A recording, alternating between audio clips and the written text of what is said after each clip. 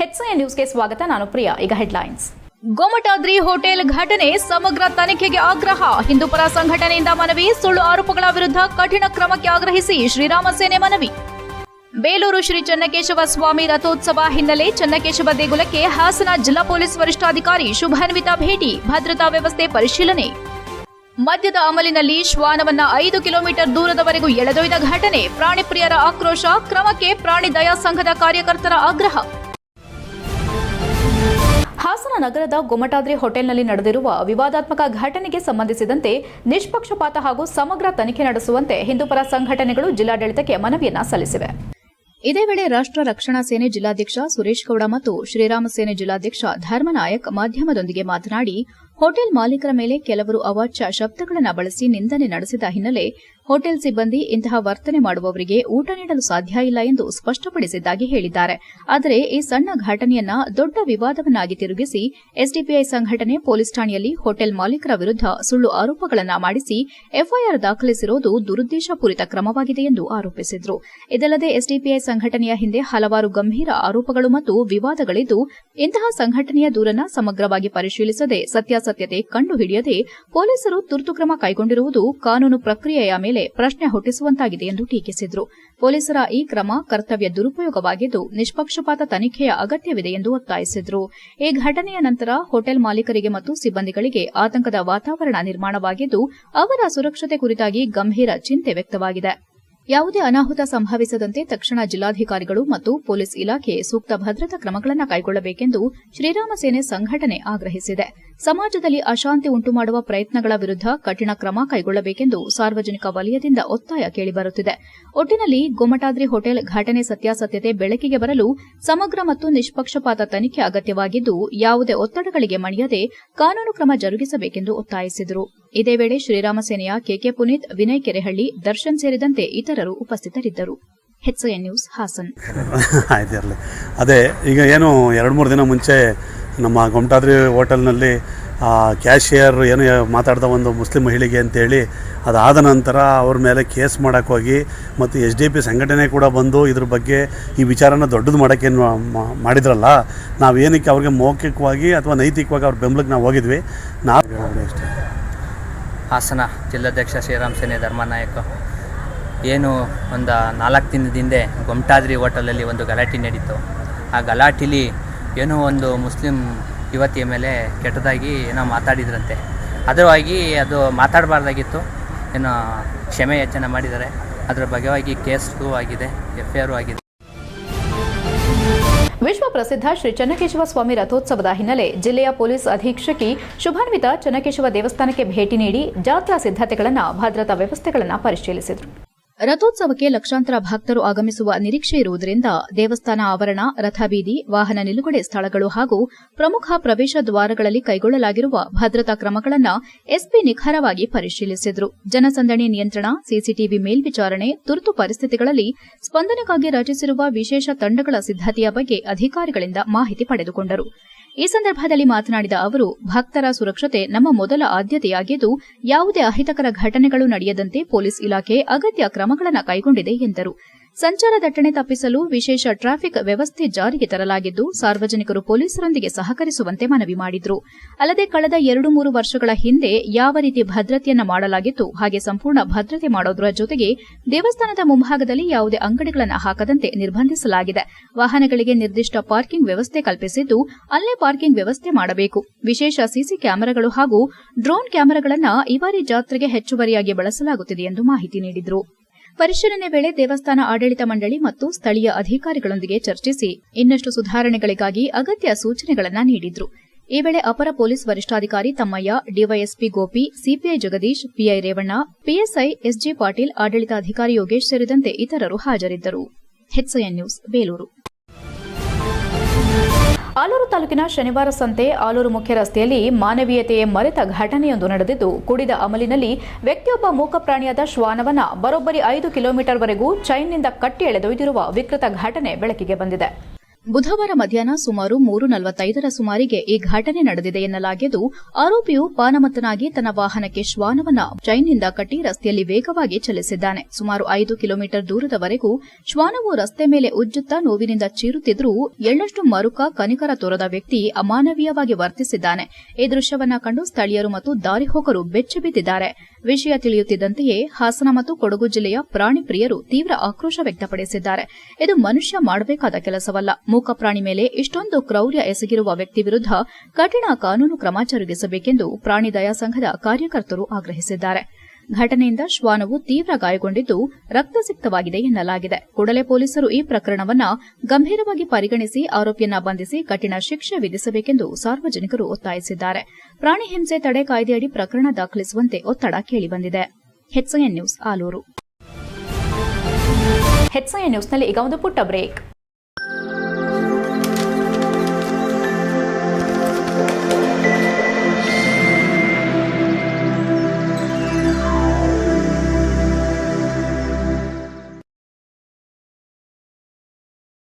ಬ್ರೇಕ್ನ ನಂತರ HCN ನ್ಯೂಸ್ಗೆ ಸ್ವಾಗತ.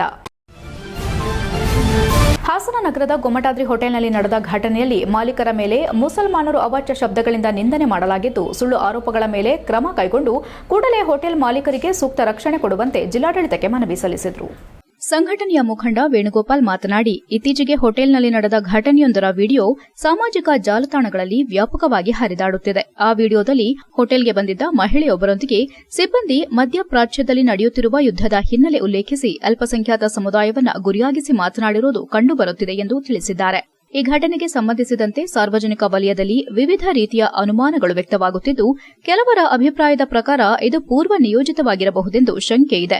ಹಲವು ವರ್ಷಗಳಿಂದ ಉತ್ತಮ ಗುಣಮಟ್ಟದ ಹಾಗೂ ಸ್ವಚ್ಛ ಆಹಾರ ನೀಡುತ್ತಾ ಜನಮನ ಗೆದ್ದಿರುವ ಹೋಟೆಲ್ನ ಪ್ರತಿಷ್ಠೆಯನ್ನ ಹಾಳು ಮಾಡಲು ಉದ್ದೇಶಪೂರ್ವಕವಾಗಿ ಈ ರೀತಿಯ ವಿಡಿಯೋ ಸೃಷ್ಟಿಸಿ ವೈರಲ್ ಮಾಡಿರೋ ಸಾಧ್ಯತೆಯನ್ನ ನಿರಾಕರಿಸಲಾಗುವುದಿಲ್ಲ ಎಂದು ದೂರಿದರು. ಘಟನೆ ಕುರಿತು ಯಾವುದೇ ಗೊಂದಲಗಳಿಲ್ಲದೆ ಸತ್ಯಾಸತ್ಯತೆ ಬಹಿರಂಗ ಮಾಡಲು ಸಂಬಂಧಿಸಿದ ಅಧಿಕಾರಿಗಳು ತಕ್ಷಣ ಕ್ರಮ ಕೈಗೊಂಡು ಸಮಗ್ರ ತನಿಖೆ ನಡೆಸಬೇಕು. ತಪ್ಪಿತಸ್ಥರು ಯಾರೆನ್ನುವುದು ಸ್ಪಷ್ಟವಾಗುವಂತೆ ಕಾನೂನುಬದ್ಧ ಕ್ರಮ ಜರುಗಿಸಬೇಕೆಂದು ಒತ್ತಾಯಿಸಿದರು. ನ್ಯಾಯಯುತ ಮತ್ತು ಪಾರದರ್ಶಕ ತನಿಖೆ ನಡೆಸುವುದರಿಂದ ಸಾರ್ವಜನಿಕರಲ್ಲಿ ವಿಶ್ವಾಸ ಮೂಡುವುದರ ಜೊತೆಗೆ ಅನಗತ್ಯ ಊಹಾಪೋಹಗಳಿಗೆ ತೆರೆ ಬೀಳಲಿದೆ ಎಂದು ಮನವಿಯಲ್ಲಿ ತಿಳಿಸಿದ್ದಾರೆ. ಇದೇ ವೇಳೆ ಹಿಂದೂಪರ ಸಂಘಟನೆಯ ಸುಕುಮಾರ್, ಸುಧೀರ್, ದೀಪು, ನಾಗೇಂದ್ರ, ಸುದರ್ಶನ್, ಕುಮುದ, ಸುಮಾ, ಪ್ರೇಮ್ಕುಮಾರ್, ಮಂಜುನಾಥ್, ನಾಗೇಶ್, ಪ್ರಭು ಇತರರು ಉಪಸ್ಥಿತರಿದ್ದರು. HCN news Hassan. ಹಾಸನದಲ್ಲಿ ಒಂದು ಘಟನೆ ನಡೆದಿದೆ. ಆ ಘಟನೆಯನ್ನು ಬಹುಶಃ ಜನ ಮರಿತಿದ್ರೇನೋ ಗೊತ್ತೇ ಆಗ್ತಿರಲಿಲ್ಲನೋ, ಅದನ್ನು ವೈರಲ್ ಮಾಡಿದ ಕಾರಣ ಎಲ್ಲರಿಗೂ ತಿಳಿತು. ಆ ಘಟನೆಯಲ್ಲಿ ಕೆಲವೊಂದು ಆಕ್ಷೇಪಾರ್ಹದ ಪದಗಳನ್ನು ಬಳಸಿದರೆ ಅಂತ ಕೆಲವೊಂದು ಸಂಘಟನೆಗಳು ಜಿಲ್ಲಾಧಿಕಾರಿ ಹತ್ರ ಬಂದು ಜಿಲ್ಲಾಧಿಕಾರಿಗೆ ಹೇಳಿ ಅವರಿಗೆ ಒತ್ತಡವನ್ನು ಹಾಕಿ ಕೇಸ್ ಮಾಡುವಂಥ ಪ್ರಯತ್ನ ಮಾಡಿದ್ದಾರೆ. ನಾವು ಸಹ ಆ ಸಂಪೂರ್ಣ CD ಅದನ್ನು DVR ಪರಿಶೀಲನೆ ಮಾಡೋದು, ಎಲ್ಲೂ ಪರಿಶೀಲನೆ ಮಾಡಿದಾಗ ಎಲ್ಲೂ ಸಹ ಆಕ್ಷೇಪಾರ್ಹದ ಪದಗಳು ಕಾಣಲಿಲ್ಲ. ಆದರೆ ಕೆಲವರ ಒತ್ತಡದ ಮಣಿದು DC ಅವರು ಪೊಲೀಸ್ ವರಿಷ್ಠಾಧಿಕಾರಿಗಳು ಹೇಳಿ ಇದನ್ನು ಕೇಸ್ ಮಾಡುವಂಥ ಹಂತಕ್ಕೆ.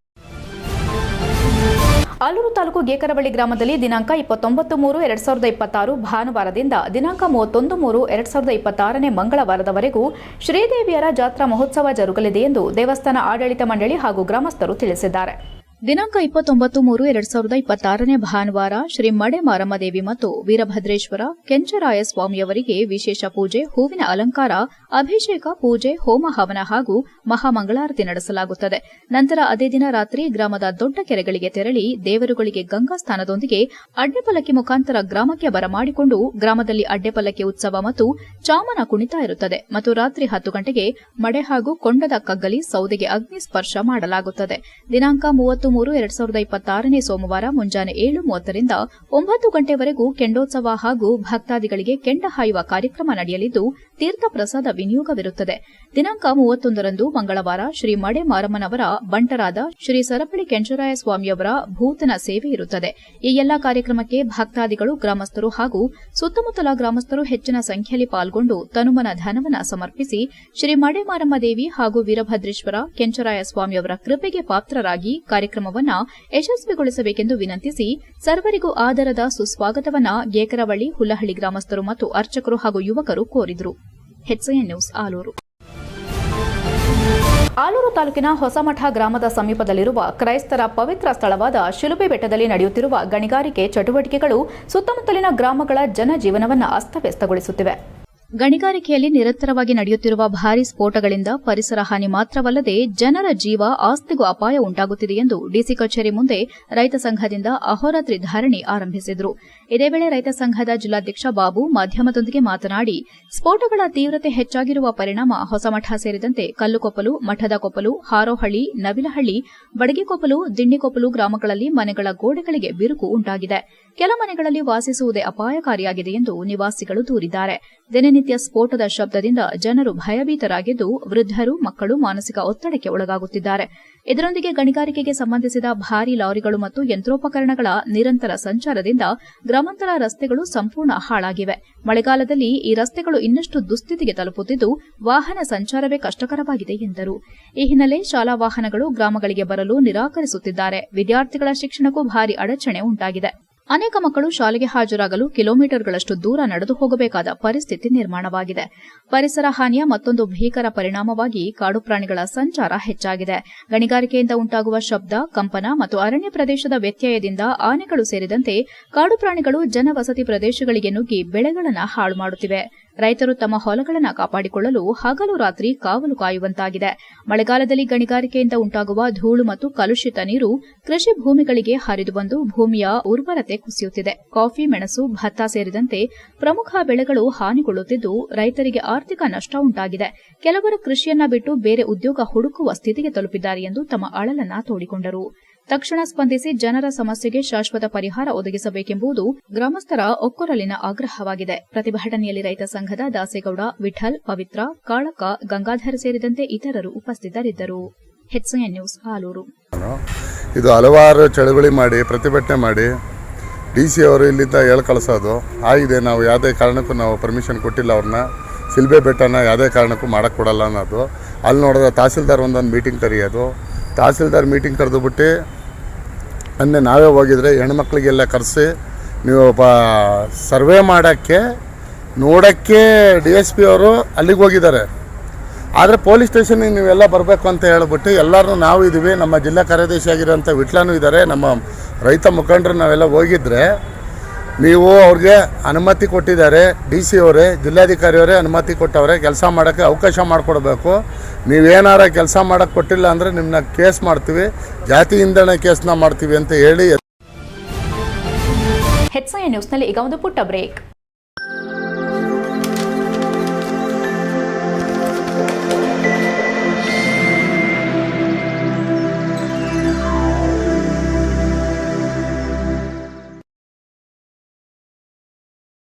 ಬ್ರೇಕ್ನ ನಂತರ HCN ನ್ಯೂಸ್ಗೆ ಸ್ವಾಗತ. ಹಾಸನ ಜಿಲ್ಲಾ ರಾಜ್ಯ ಸರ್ಕಾರಿ ನೌಕರರ ಕೋಆಪರೇಟಿವ್ ಸೊಸೈಟಿ ಚುನಾವಣೆಯಲ್ಲಿ 2026-31ನೇ ಸಾಲಿಗೆ 5 ವರ್ಷಗಳ ಅವಧಿಗೆ 17 ಜನ ನಿರ್ದೇಶಕರು 2ನೇ ಅವಧಿಗೆ ಅವಿರೋಧವಾಗಿ ಆಯ್ಕೆಯಾಗಿರುತ್ತಾರೆ ಎಂದು ಸಂಸ್ಥಾಪಕ ಅಧ್ಯಕ್ಷ KM ಶ್ರೀನಿವಾಸ್ ತಿಳಿಸಿದರು.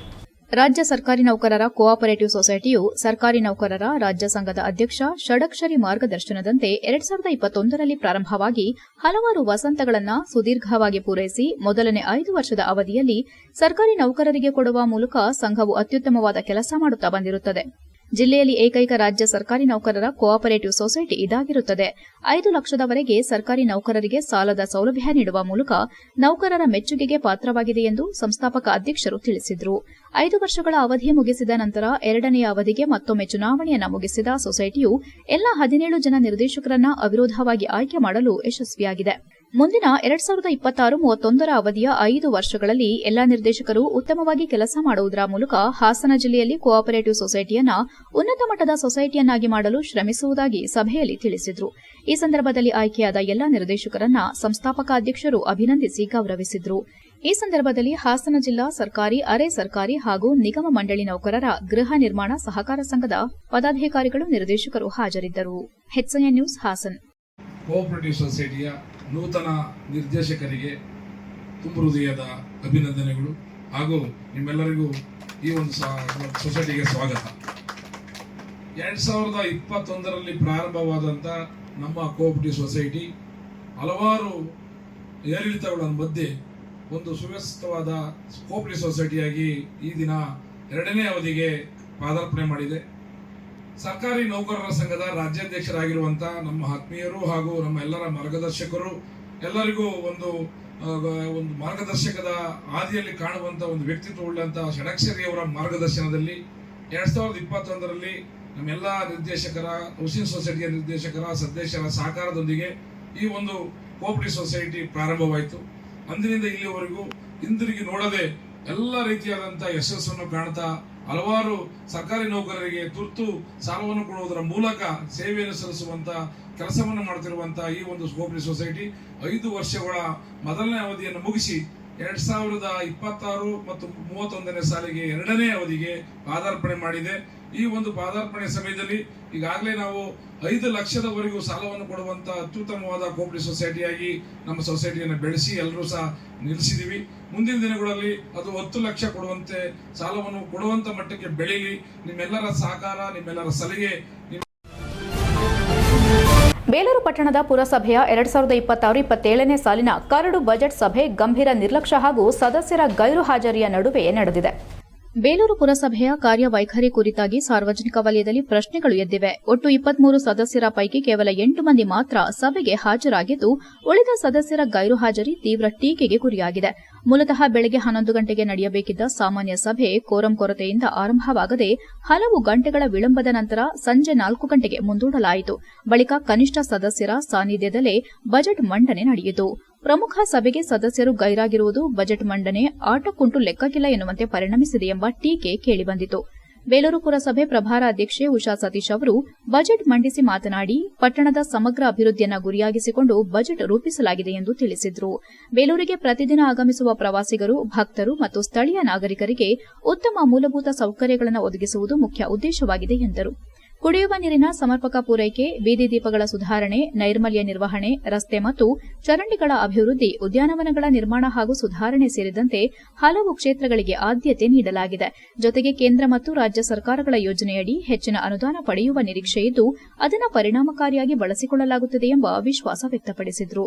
2026-27ನೇ ಸಾಲಿನಲ್ಲಿ ಒಟ್ಟು 16.57 ಕೋಟಿ ಆದಾಯ ನಿರೀಕ್ಷಿಸಲಾಗಿದ್ದು, 25.22 ಕೋಟಿ ವೆಚ್ಚ ಅಂದಾಜಿಸಲಾಗಿದೆ. ಪ್ರಾರಂಭಿಕ ಶಿಲ್ಕು ಸೇರಿಸಿ 98.20 ಲಕ್ಷ ಉಳಿತಾಯ ಸಾಧಿಸುವಂತೆ ಬಜೆಟ್ ರೂಪಿಸಲಾಗಿದೆ ಎಂದು ವಿವರಿಸಿದರು.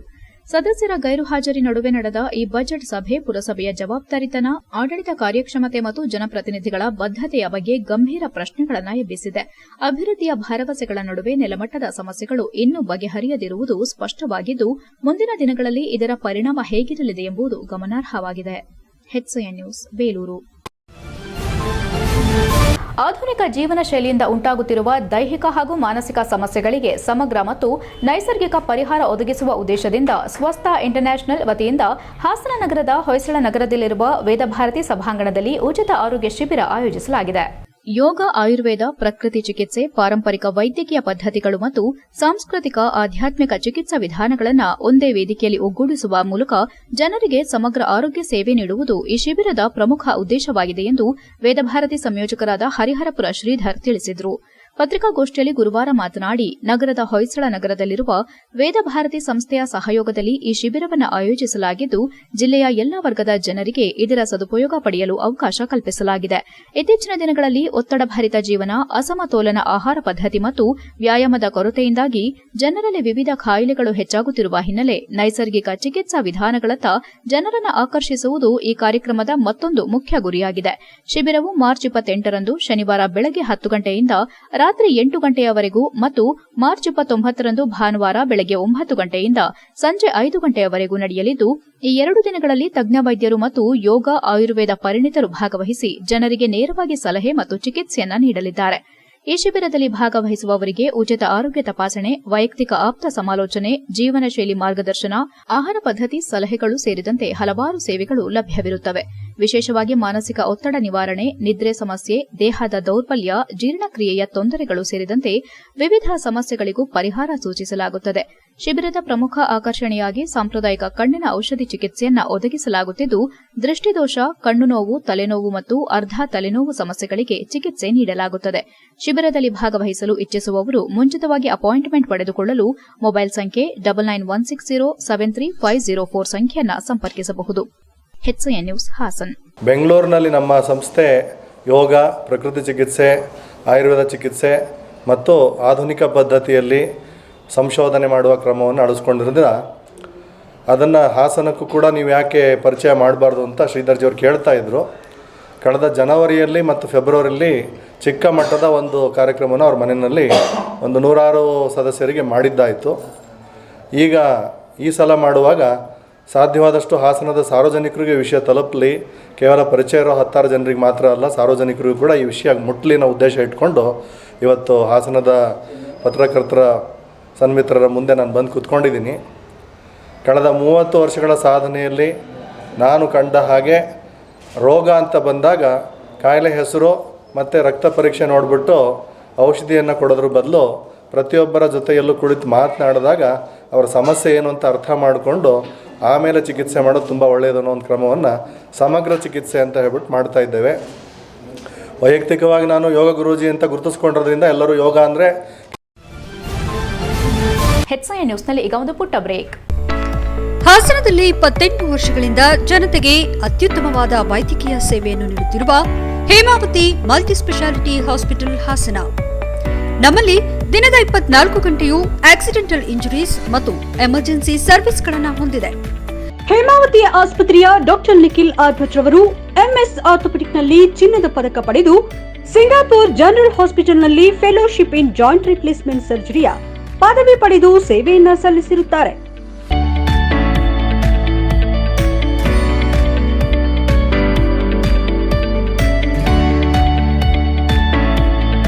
ನಮ್ಮಲ್ಲಿ ಆಂಬ್ಯುಲೆನ್ಸ್ ಸೇವೆಯೂ ಲಭ್ಯ.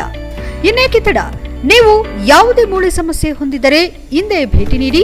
ಹೇಮಾವತಿ ಮಲ್ಟಿಸ್ಪೆಷಾಲಿಟಿ ಹಾಸ್ಪಿಟಲ್, ಉತ್ತರ ಬಡಾವಣೆ, ಹಾಸನ. ಬ್ರೇಕ್ನ ನಂತರ HCI ನ್ಯೂಸ್ಗೆ ಸ್ವಾಗತ. ಬೇಲೂರು ನಗರದ ಶ್ರೀ ಚನ್ನಕೇಶವ ಸ್ವಾಮಿ ದೇಗುಲದಲ್ಲಿ ಜರುಗುತ್ತಿರುವ ಜಾತ್ರಾ ಮಹೋತ್ಸವದ ಅಂಗವಾಗಿ 3ನೇ ದಿನದ ಉತ್ಸವವಾದ ಚಂದ್ರಮಂಡಲೋತ್ಸವವು ಸಡಗರ ಹಾಗೂ ಭಕ್ತಿಭಾವದಿಂದ ನೆರವೇರಿತು. ಈ ವಿಶೇಷ ಉತ್ಸವದಲ್ಲಿ ದೇವರಿಗೆ ವಿಧಿವಿಧಾನಗಳೊಂದಿಗೆ ಪೂಜೆ ಸಲ್ಲಿಸಲಾಯಿತು. ದೇವಾಲಯದ ಆವರಣದಲ್ಲಿ ಭಕ್ತರ ಹರಿದು ಬರುವಿಕೆಯೊಂದಿಗೆ ಆಧ್ಯಾತ್ಮಿಕ ವಾತಾವರಣ ನಿರ್ಮಾಣವಾಗಿದ್ದು, ಭಕ್ತರು ಭಕ್ತಿಪೂರ್ವಕವಾಗಿ ಶ್ರೀ ಚನ್ನಕೇಶವನ ದರ್ಶನ ಪಡೆದರು. ಉತ್ಸವದ ಅಂಗವಾಗಿ ದೇವರ ಮೂರ್ತಿಯನ್ನ ಚಂದ್ರಮಂಡಲದಲ್ಲಿ ಪ್ರತಿಷ್ಠಾಪಿಸಿ ಪುಷ್ಪಾಲಂಕಾರಗಳಿಂದ ಶೃಂಗರಿಸಿ ವಿಶೇಷ ಆರತಿ ಮತ್ತು ಮಂಗಳವಾದ್ಯಗಳ ನಡುವೆ ಪೂಜೆಗಳು ನಡೆದವು. ನಂತರ ದೇವಾಲಯದ 8 ರಾಜಬೀದಿಗಳಲ್ಲಿ ಮಂಗಳವಾದ್ಯದೊಂದಿಗೆ ಉತ್ಸವ ನೆರವೇರಿತು. ಇದೇ ಸಂದರ್ಭದಲ್ಲಿ ಸಹಸ್ರಾರು ಭಕ್ತರು ಉತ್ಸವದಲ್ಲಿ ಪಾಲ್ಗೊಂಡು ಸಂಭ್ರಮಿಸಿದರು. HCI news, Belur. ಸಕಲೇಶಪುರ ತಾಲೂಕಿನ ಬಾಗೆ ಪಿಡಿಒ ಅಮಾನತಿಗೆ ಆಗ್ರಹಿಸಿ ಕರವೇ ನಾರಾಯಣಗೌಡ ಬಣದ ಕಾರ್ಯಕರ್ತರು ಅನಿರ್ದಿಷ್ಟಾವಧಿ ಮುಷ್ಕರವನ್ನು ಬೆಳಗಿನಿಂದ ತಾಲೂಕು ಪಂಚಾಯಿತಿ ಮುಂದೆ ಧರಣಿ ನಡೆಸಿದರು. ಬಾಗಿ ಗ್ರಾಮ ಪಂಚಾಯಿತಿಯಲ್ಲಿ ಕಾರ್ಯನಿರ್ವಹಿಸುತ್ತಿರುವ ಪಂಚಾಯತ್ ಅಭಿವೃದ್ಧಿ ಅಧಿಕಾರಿ ಚಿನ್ನಸ್ವಾಮಿಯವರ ವಿರುದ್ಧ ಕೇಳಿಬಂದಿರುವ ಭ್ರಷ್ಟಾಚಾರದ ಗಂಭೀರ ಆರೋಪಗಳ ಹಿನ್ನೆಲೆ ತಕ್ಷಣವೇ ಸೇವೆಯಿಂದ ಅಮಾನತು ಮಾಡಿ ಪಾರದರ್ಶಕ ಮತ್ತು ನ್ಯಾಯಸಮ್ಮತ ತನಿಖೆ ನಡೆಸಬೇಕೆಂದು ಆಗ್ರಹಿಸಿ ಕರ್ನಾಟಕ ರಕ್ಷಣಾ ವೇದಿಕೆ ಸಕಲೇಶಪುರ ಘಟಕದ ಕಾರ್ಯಕರ್ತರು ಬೆಳಗಿನಿಂದಲೇ ತಾಲೂಕು ಪಂಚಾಯಿತಿ ಕಚೇರಿ ಮುಂಭಾಗ ಅನಿರ್ದಿಷ್ಟಾವಧಿ ಪ್ರತಿಭಟನೆಗೆ ಚಾಲನೆ ನೀಡಿದ್ದಾರೆ. ಕರ್ನಾಟಕ ರಕ್ಷಣಾ ವೇದಿಕೆ ನೇತೃತ್ವದಲ್ಲಿ ಆರಂಭವಾದ ಈ ಮುಷ್ಕರದಲ್ಲಿ ಸಾರ್ವಜನಿಕ ಹಣದ ದುರ್ಬಳಕೆ ಆರೋಪಗಳಿದ್ದರೂ ಸಂಬಂಧಿಸಿದ ಅಧಿಕಾರಿಗಳ ನಿರ್ಲಕ್ಷ್ಯ ಧೋರಣೆ ವಿರುದ್ಧ ಕಾರ್ಯಕರ್ತರು ತೀವ್ರ ಆಕ್ರೋಶ ವ್ಯಕ್ತಪಡಿಸಿದ್ರು. ಧರಣಿ ಕುಳಿತಿದ್ರೂ ಇದುವರೆಗೂ ಯಾವುದೇ ಅಧಿಕಾರಿಗಳು ಸ್ಥಳಕ್ಕೆ ಭೇಟಿ ನೀಡಿ ಪ್ರತಿಭಟನಾಕಾರರ ಸಮಸ್ಯೆ ಆಲಿಸದಿರುವುದು ಜನರಲ್ಲಿ ಅಸಮಾಧಾನ ಹೆಚ್ಚುವಂತೆ ಮಾಡಿದೆ ಎಂದು ವೇದಿಕೆ ಮುಖಂಡರು ಆರೋಪಿಸಿದರು. ಈ ಕುರಿತು ಮಾತನಾಡಿದ ತಾಲೂಕು ಕರ್ನಾಟಕ ರಕ್ಷಣಾ ವೇದಿಕೆ ಅಧ್ಯಕ್ಷ ಗಗನ್ ಹಾಡ್ಲಹಳ್ಳಿ, ಸಾರ್ವಜನಿಕ ಹಣದ ದುರ್ಬಳಕೆಯಂತಹ ಗಂಭೀರ ಆರೋಪಗಳಿರುವ ಸಂದರ್ಭ ಸಂಬಂಧಿತ ಅಧಿಕಾರಿಗಳನ್ನು ತಕ್ಷಣವೇ ಅಮಾನತು ಮಾಡಿ ಪಾರದರ್ಶಕ ತನಿಖೆ ನಡೆಸಬೇಕು. ಜಿಲ್ಲಾಧಿಕಾರಿಗಳು ಮತ್ತು ಜಿಲ್ಲಾ ಪಂಚಾಯತ್ ಕಾರ್ಯನಿರ್ವಹಣಾಧಿಕಾರಿ ಕೂಡಲೇ ಸ್ಥಳಕ್ಕೆ ಬಂದು ಸಮಸ್ಯೆ ಆಲಿಸಬೇಕು. ಅಲ್ಲಿಯವರೆಗೂ ನಮ್ಮ ಹೋರಾಟ ಮುಂದುವರಿಯಲಿದೆ. ಅಗತ್ಯವಿದ್ದರೆ ಹೋರಾಟವನ್ನು ಇನ್ನಷ್ಟು ತೀವ್ರಗೊಳಿಸುತ್ತೇವೆ ಎಂದು ಎಚ್ಚರಿಸಿದ್ದಾರೆ.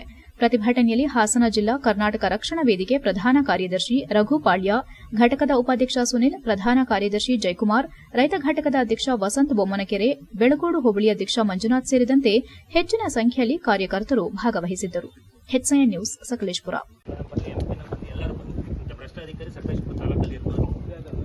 ನಿಮಗೂ ಗೊತ್ತಲ್ಲ ಸರ್, ಪ್ರಶ್ನೆ ಆಗಿರೋದು ಎಸ್ಕೋ ಖಾತೆ ಏನಕ್ಕೆ ಯೂಸ್ ಮಾಡ್ತಾರೆ ಸರ್? ದುಡ್ಡು ಏನಕ್ಕೆ ಯೂಸ್ ಮಾಡ್ತಾರೆ ಹೇಳಿ, ಅದ್ರ ಬಗ್ಗೆ ಒಂದು ಸ್ವಲ್ಪ ಕ್ಲಿಯರ್ ಆಗಿ ಎಸ್ಕೋ ಖಾತೆ ದುಡ್ಡು ಏನಕ್ಕೆ ಯೂಸ್ ಮಾಡ್ತಾರೆ? 13 ಲಕ್ಷ ರೂಪಾಯಿ ಒಂದೇ ಸತಿ ಡ್ರಾ ಮಾಡಿದಾರಲ್ಲ, ಯಾಕೆ ಡ್ರಾ ಮಾಡಿದ್ದಾರೆ? ಅದು ಗೊತ್ತಲ್ಲ, ನಿಮಗೂ ಗೊತ್ತಲ್ಲ ಸರ್ ಸತ್ಯ. ಭ್ರಷ್ಟಾಧಿಕಾರಿ ಸಸ್ಪೆಂಡ್ ಮಾಡಿ ಅಂತ ನಾವು ಕೇಳ್ತಾ ಇದ್ದೀವಿ. ಅಮಾನತ್ ಮಾಡಿ, ಅಮಾನತ್ ಮಾಡೋದಕ್ಕೆ ಅವರ ಹತ್ರ ಧರಣಿ. ಇಲ್ಲಿ 10 ದಿವಸ ಆದ್ರೂ ನಾವು ರಾತ್ರಿ ಬೆಳಗ್ಗೆ ಚಾಪೆ, ದಿಂಬು, ಬೆಡ್ಶೀಟು ಎಲ್ಲ ತಗೊಂಡೇ ಬಂದಿದ್ದೀವಿ, ಮಲಗ್ತೀವಿ. ಹೋಗೋದು ಯಾವುದೂ ಇಲ್ಲ. ನಮಗೆ ಅಮಾನತ್ ಕೊಡೋಕೆ ನಾವು ಹೋಗೋದೇ ನೀವು ಅದ್ರ ಬಗ್ಗೆ ನಮಗೆ ಕಾಂಪ್ರಮೈಸ್ ಮಾಡಕ್ ಬರೋ, CS ಮಾಡೋಕೆ ಇಲ್ಲ. ಕೊನೆಯಲ್ಲಿ ಮತ್ತೊಮ್ಮೆ ಮುಖ್ಯಾಂಶಗಳು. ಗೋಮಟಾದ್ರಿ ಹೋಟೆಲ್ ಘಟನೆ ಸಮಗ್ರ ತನಿಖೆಗೆ ಆಗ್ರಹ. ಹಿಂದೂಪರ ಸಂಘಟನೆಯಿಂದ ಮನವಿ. ಸುಳ್ಳು ಆರೋಪಗಳ ವಿರುದ್ಧ ಕಠಿಣ ಕ್ರಮಕ್ಕೆ ಆಗ್ರಹಿಸಿ ಶ್ರೀರಾಮ ಸೇನೆ ಮನವಿ. ಬೇಲೂರು ಶ್ರೀ ಚನ್ನಕೇಶವ ಸ್ವಾಮಿ ರಥೋತ್ಸವ ಹಿನ್ನೆಲೆ ಚನ್ನಕೇಶವ ದೇಗುಲಕ್ಕೆ ಹಾಸನ ಜಿಲ್ಲಾ ಪೊಲೀಸ್ ವರಿಷ್ಠಾಧಿಕಾರಿ ಶುಭಾನ್ವಿತಾ ಭೇಟಿ. ಭದ್ರತಾ ವ್ಯವಸ್ಥೆ ಪರಿಶೀಲನೆ. ಮದ್ಯದ ಅಮಲಿನಲ್ಲಿ ಶ್ವಾನವನ್ನ 5 ಕಿಲೋಮೀಟರ್ ದೂರದವರೆಗೂ ಎಳೆದೊಯ್ದ ಘಟನೆ. ಪ್ರಾಣಿ ಪ್ರಿಯರ ಆಕ್ರೋಶ. ಕ್ರಮಕ್ಕೆ ಪ್ರಾಣಿ ದಯಾ ಸಂಘದ ಕಾರ್ಯಕರ್ತರ ಆಗ್ರಹ. ಎಷ್ಟೊತ್ತು ನೀವು ನೋಡಿದ್ದು ಹಾಸನದ ಸುದ್ದಿ ಅಂದ್ರೆ HCN ನ್ಯೂಸ್.